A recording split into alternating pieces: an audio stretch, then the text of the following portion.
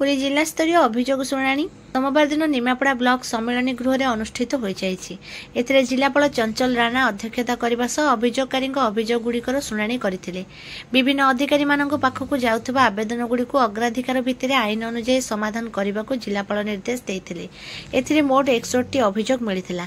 सेथिरु 40टी व्यक्तिगत 20टी ग्राम्य अभियोग संपर्कित गोटे मुख्यमंत्री रिलीफ पांठि सहायता संपर्क रही।